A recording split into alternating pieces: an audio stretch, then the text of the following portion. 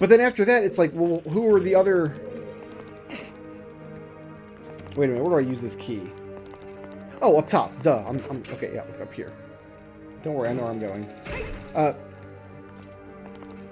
Because the only other major race in Hyrule is the Gerudo clan, and they're like the bad guys, right? They're the ones that like revere Ganondorf and want him as their king and whatnot. So it's kind of cool that even though most of the Gerudo do revere Ganondorf as a king, like there's still a reason, like, to do quests for them. There's still a reason to visit their part of the map and to go to their dungeon. And it doesn't feel forced when they introduce the Gerudo NPC. Oh, I didn't kill you, that's why. It's like, how come the door's not opening? Because I gotta kill both of these fools.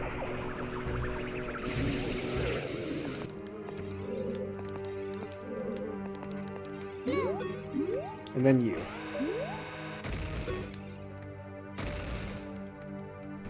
And we do a little spin around, and there we go. So, that switch there, that just makes a ring of fire appear. The way you're supposed to fight those floating mummy dudes is to hit the switch to make the ring of fire, and then lure them into it.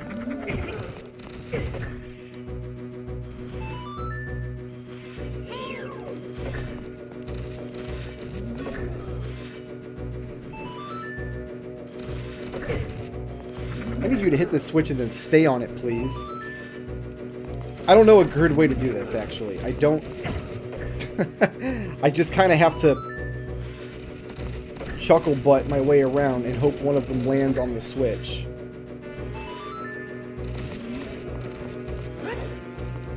It seems like you could lock onto them and then use your hookshot to freeze them there, but that doesn't actually work because...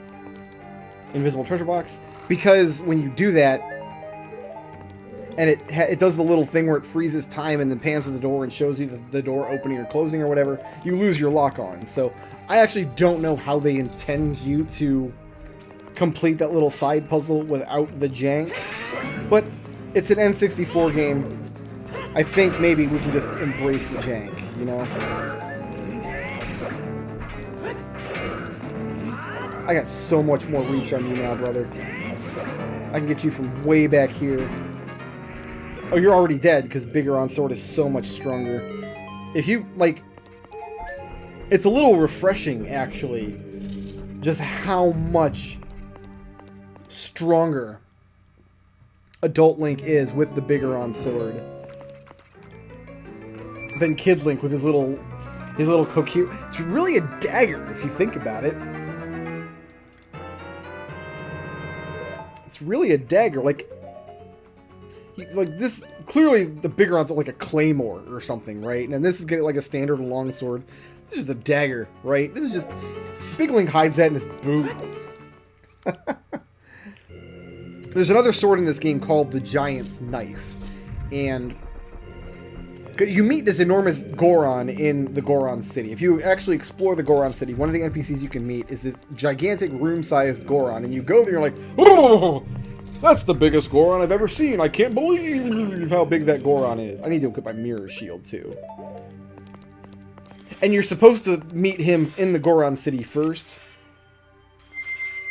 And then later you climb Death Mountain and you meet Biggoron. And he's like 12 times the size of the second biggest Goron. And you go, oh my goodness, Gorons are huge. I don't know why I'm talking like Mr. Ed. So... There's a little... I think you basically go to the other big Goron, like the medium-sized Goron, instead of Big Goron. And I think you can just pay him to buy a sword that is as big and powerful as Biggoron's sword, but it breaks. And when it breaks, it's useless. Man, look at this huge wall they want you... Oh my god, this looks like a terrible... Ugh. That looks horrible. You know, we're gonna skip it. We're just gonna skip this wall. We are up this wall. Goodbye. Not doing that wall at all. And then the idea is most players are going to buy the giant's knife first, and it's going to break on them, and they're like, "Arr!" But then they'll do the side quest and find the Bigoron sword later on anyway. We didn't do anything with the giant's knife because there's really no point to it. You might as well just do the Bigoron sword quest if that's your jam.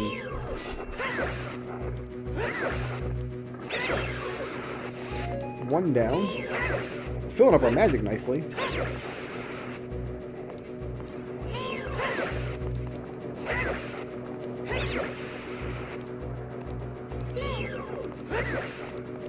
This room has one of my favorite traps in the game, just because they're so silly. You got these fake doors that if you try to open them, they do that.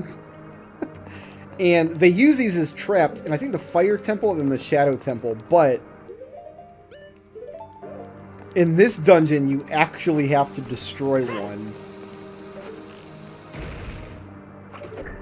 in order to reveal that switch. I think in maybe the Fire Temple. We'll find out for sure when we get there, but I think there's actually a path behind one of those fake doors. So if you're just looking at the map, you'll say, "Oh, it's a door," and I go through it. Nope. Splat. You actually have to blow up the door, and it blows up a passage beyond. I love hiding, like, especially in D&D, when I design D&D dungeons and things.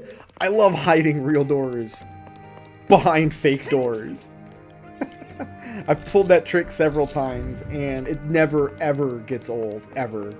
Players always just roll their eyes.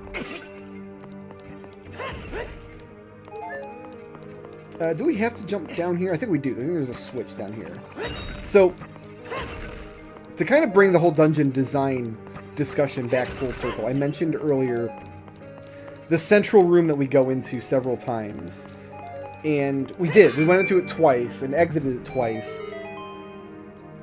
But it served a different purpose than the central room in, say, Forest Temple or Water Temple, which are just these gigantic, sprawling dungeons with passages just absolutely everywhere. Okay. Instead, this temple... What am I fighting? Oh, these friggin' guys. This temple, this big central room is just there to be a really cool interaction. Like a central point that, yeah, you crisscross into it several times, but it's not part of a puzzle, per se. Really? One hit with the Bigoron sword? That's all you can take?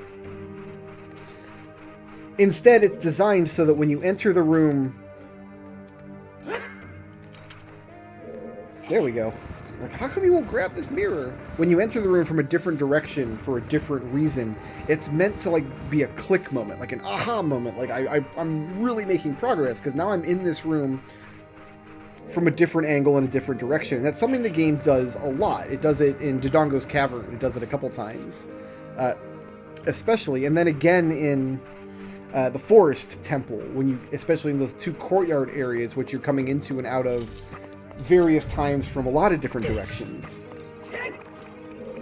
But I think the best example of that in this game is here at the end of the Spirit Temple, because you're familiar with that big room. You go in there with Little Link, you find the map, you find a hidden switch, then you come back later as Big Link, you kind of hookshot across on her hands, and then...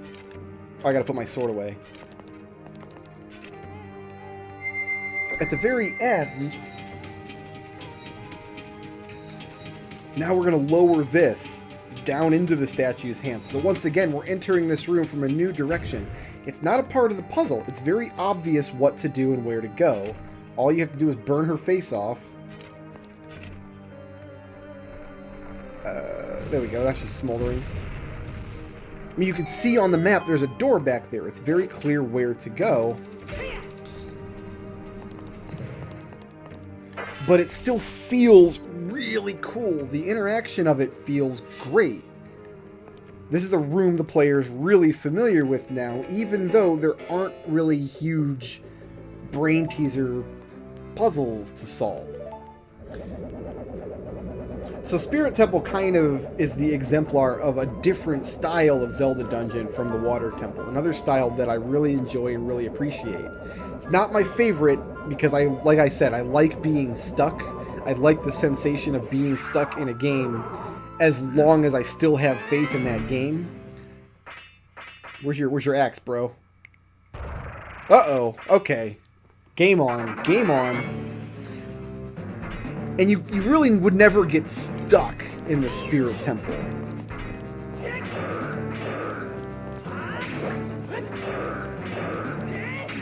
I think she gets 3 slashes on me. So I'm trying to be a little more careful.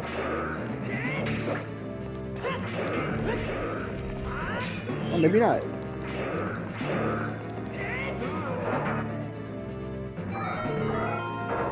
And you split the armor off. And like I said, this temple tells a little story.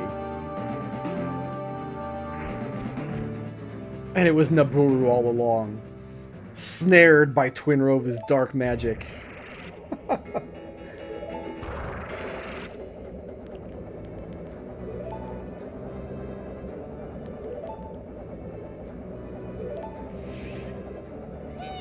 But if you take Spirit Temple and you boil it way, way down, like a bite size of Spirit Temple, what you end up with essentially is one of the shrines from Breath of the Wild.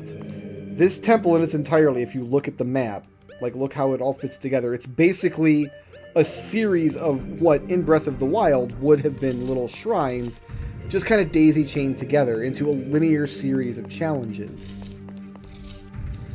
I think that's what people mean when they praise the design of the dungeons and puzzles in Breath of the Wild. I think that's what they're talking about. Even though they're not places where you can get stuck, where the puzzles are not at the forefront, where you don't really have to consider the physical space that you're in. The difference to me, why I really enjoy Spirit Temple, for example, but not the shrines, is Spirit Temple is a physical place. Even though it's not really necessary to understand the physicality of the place and how it fits together, you never really have to examine the map because there's only ever one way to go. But it still is a physical place. It still tells its little story. You've got that center room with the great statue that mirrors the giant colossus outside of the temple. You enter that room from several directions as your linear path swoops in and around it. It's also the only... I want to try to get both of them on screen at once so I know which one's shooting me.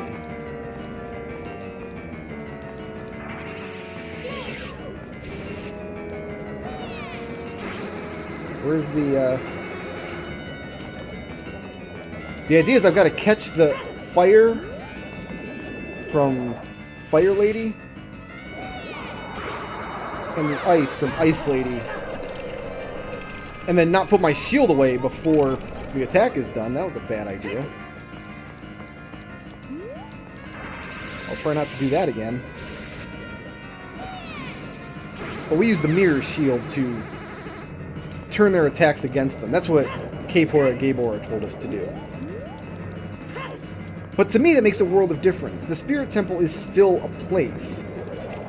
You don't have to understand physically how Spirit Temple fits together. That's not the kind of challenge it is. I really don't have a good angle from here. That was easy. I mean, you basically did my work for me there, baby. Thank you. But you still have that element of it is a place. It has a story behind it. And the challenges aren't little bite-sized challenges the way they are in a Breath of the Wild shrine. The challenges build over and over. First you have to blow a hole in a wall to make sunlight appear. And you see what a sunlight switch does. Then you have the sunlight, but the trigger is movable. Now you have to move the block into the sunlight. Then you come back later and the sunlight's in one area and the trigger's in another area, and neither are movable, but you have to work out how to use this mirror shield in order to unlock it. Here's some ice. I gotta catch 3 ices or 3 fires now.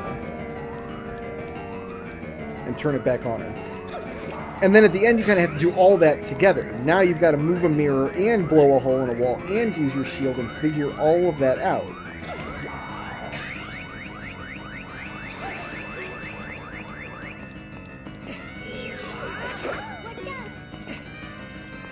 You get one good hit in, put away the sword, walk back on, and do it all again.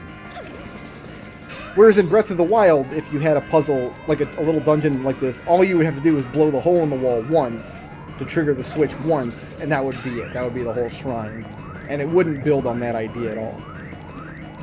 And then on top of that, you have some interesting combat challenges in here. You've got some fun little puzzle rooms. Nothing like magnificent. You're not going to get stuck, you know, in Spirit Temple. You're just going to have cool interactions, and you're going to feel really accomplished. That's how it's designed. I really think that's the difference. I really think that's why I'm going to sidestep this. So I want fire, not ice. Throw some fire. Feed my flames. I really feel like it's that sense of accomplishment that you get from a dungeon designed like Spirit Temple that players want out of Zelda games, rather than the actual sensation of being stuck in a big maze filled with movable objects and switchbacks and one-way paths and the good Lord knows what else. I think the best Zelda games, of which Ocarina is one, serves up both of these kinds of dungeons. Even if you look at Link to the Past, you see some dungeons are pretty linear. They only go one direction, really. Like the Tower of Hera in Link to the Past. There's really only one thing you can do at a time in the Tower of Hera. But later on you get into more sprawling dungeons like Misery Mire, which has a lot of paths in a lot of different directions. That's, like, if you took Misery Mire and turned it into a 3D space, you'd end up with something kind of similar to the Water Temple. The difference being it's a lot easier for people to navigate a 2D maze than a 3D maze. I want my hearts over here.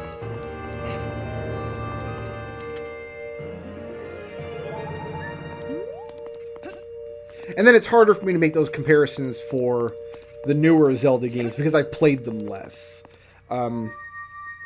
Twilight Princess is still kind of clear in my memory because I just played it a couple of years ago on stream. But it has more linear style dungeons in the Temple of Time with the bouncing Dominion Rod statues, and then more expansive sprawling ones with that game's Water Temple, which I think I mentioned is one of my favorites from that game. I think the best Zelda games do both styles of dungeons, and I know which team I'm on. The problem is, if you're going to build a Zelda game with 120 bite-sized little tiny mini dungeons, you really can't boil something like the Water Temple down to a bite-sized experience. It's really just not possible. The design sense of the Water Temple, having all its little hidey holes and its switchbacks and its one-way paths and its physicality, kind of precludes you from putting it into a one-room space, which is what the Breath of the Wild shrines are. Whereas something like Spirit Temple, you lose that sense of physicality. You're never going to get a cool aha moment when you ride the elevator platform down into the waiting arms of the statue and then hookshot across into the boss chamber. But the dungeon was built on a linear path of these little challenge rooms. And that's it. That's all I've got for you guys today. I want to thank you all for watching. I'm going to save my progress here, and we'll pick Ocarina back up another time. Thank you so much, guys. Peace out.